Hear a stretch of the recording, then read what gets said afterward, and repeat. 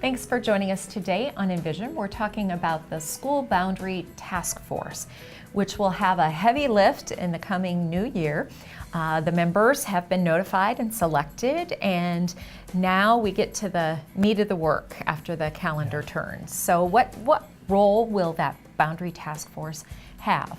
Well, first I want to say the number of people who volunteered to be on that task force was way more than we could accept, and so that was really something, I think, telling about our community. Absolutely. And how they want to be a part of the solution. So that was awesome and much appreciated, and tough to sift through who actually should be on that task force. Yeah. Now the heavy lift, that's an excellent phrase, because that's exactly right.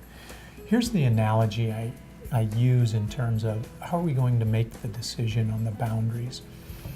First of all, we're just looking at middle school and high school boundaries. The closer we've got to this function, the more we've realized we don't know where the new elementary school is going to go yet. And rather than do that twice in a couple of years, we're going to wait until we have more information on the elementary boundaries before we do that. Sure. So their task will be to take the guidelines that were just recently approved by the Board of Education. And really what that is kind of, if you think about bumper bowling, they've put the bumpers up. Okay. And so you've got the whole lane that you can travel, but here are the bumpers. Yeah. You got to stay within the bumpers to get down to the pins. The other analogy I would give is it's a relay. So they take the baton that is these guidelines, and the board has handed that off, or will hand formally in January, hand those guidelines off to the task force. The task force will have 3 meetings in January and February, or 3 meetings total over the span of January, February, to discuss all of the options available to them. Sure. And then what they'll do is give a recommendation or a list of recommendations back to the Board of Education.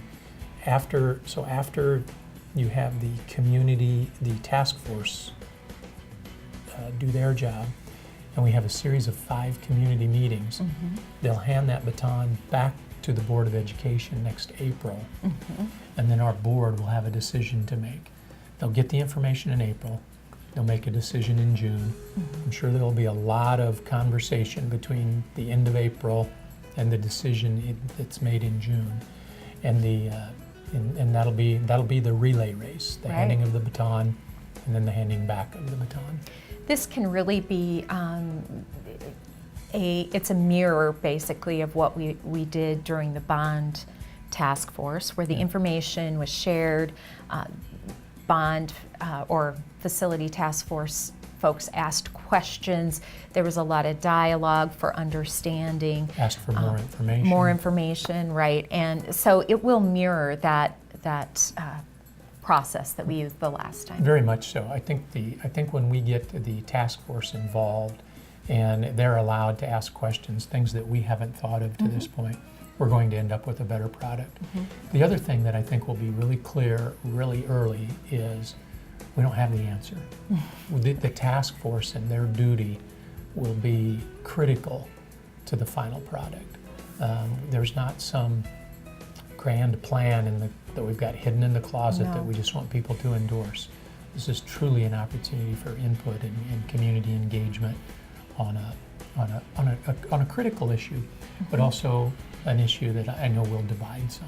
Yeah, we understand the emotion that goes into decision making of this magnitude. It impacts families who maybe thought their children were going to go here and that type of thing. And trust us, if we didn't have to do this, it wouldn't be something we chose to do. It's not on my list of fun things to do. No, but in order to make sure that we have diverse schools and that all students have equal access, it's a necessary part of the pie. I think talking about the bond issue, it was up to our community to say, do we want to do this or not? And I think now it's also up to our community to what do we want our schools to look like? And the task force, I believe, is representative of our community. And if it's not, that should come out in the community meetings. But I think that detail of engagement through the task force and through the community engagement really gives our community an opportunity to say, this is what we want our schools to look like. And by June of 2020, I think we'll have a really good plan, and probably by June of 2022 or 23, we'll be back to business as usual. Right, right. Understanding that all of this takes time and understanding, and so we'll begin that process after the calendar switches to January, and we'll be going full steam ahead for several months till we find a solution. So thanks for joining us today on Envision, and we encourage you to participate in those public meetings when they're announced.